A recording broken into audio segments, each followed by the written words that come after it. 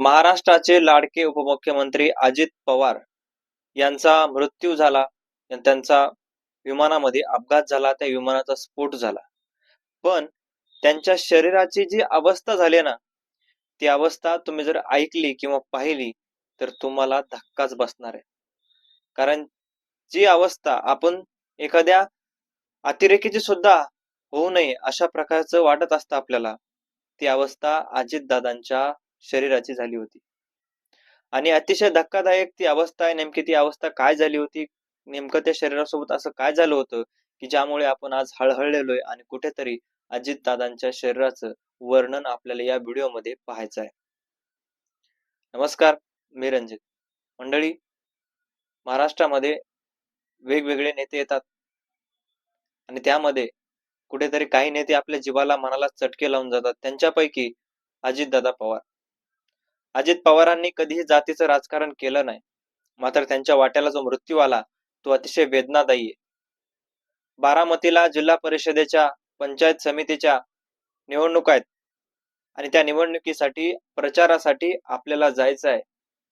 एक पक्षाचा करता धरता म्हणून अजितदादा कुठेतरी आपल्या बैठकीला निघाले, आपल्या सभेला निघाली. सभेला निघालेले असताना सकाळची वेळ होती. सकाळी 8च्या सुमारास त्यांनी प्लेनमध्ये बसले आणि त्या ठिकाणी प्लेनमध्ये बसले असताना सगळं काही सोबत घेतलं, कागदपत्री घेतली.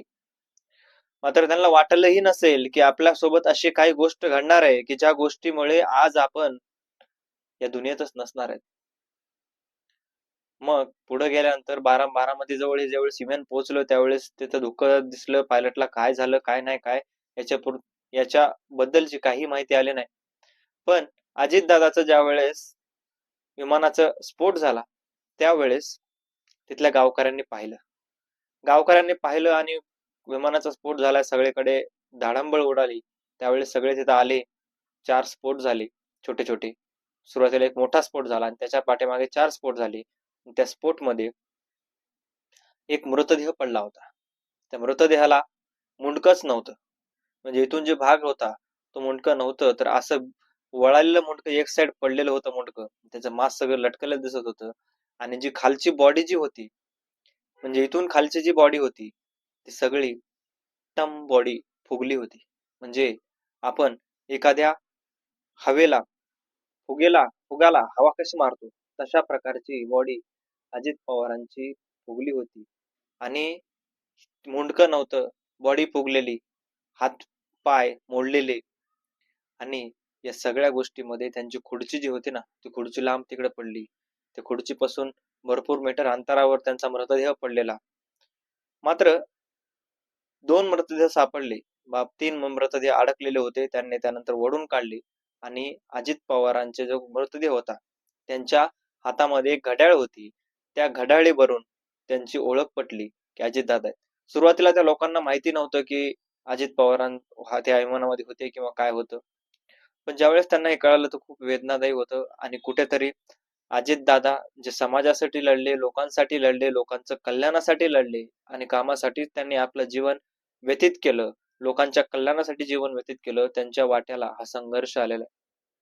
संघर्ष तर सोडाच, एखाद्या माणसाला चांगलं मरण मागत असतो एखादा माणूस. शेवटची इच्छा असते की आपल्याला चांगलं मरण यावं किंवा एक प्रकारे आपल्याला वेदना होऊ नयेत अशा प्रकारचं मरण यावं.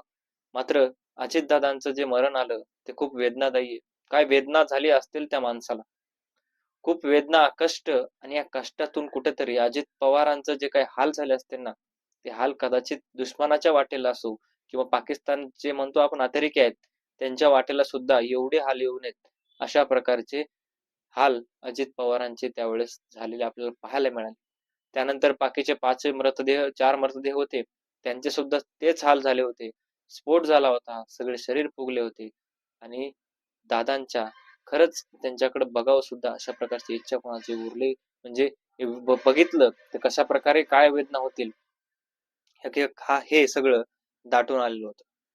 आणि म्हणून अजित पवारांवर त्या दिवशी तिकडे नेलं आणि कुठेही त्यांचा चेहरा दाखवला नाही. अंत्यसंस्काराच्या वेळी कुठेही चेहरा नव्हताच, तर दाखवतील काय अशा प्रकारचा प्रश्न तिथं पडला होता. त्याच्यामुळे वेदनादायी आहे आणि कुठेतरी महाराष्ट्राला हादरून टाकणारी ही घटना आहे. तुम्हाला काय वाटतं या सगळ्या गोष्टीबद्दल? तुमचं मत कमेंटमध्ये नक्की कळवा. दादाबद्दल 2 शब्द कमेंटमध्ये नक्की लिहा आणि चॅनलवर जर नवीन असाल तर चॅनलला सबस्क्राईब नक्की करा. धन्यवाद.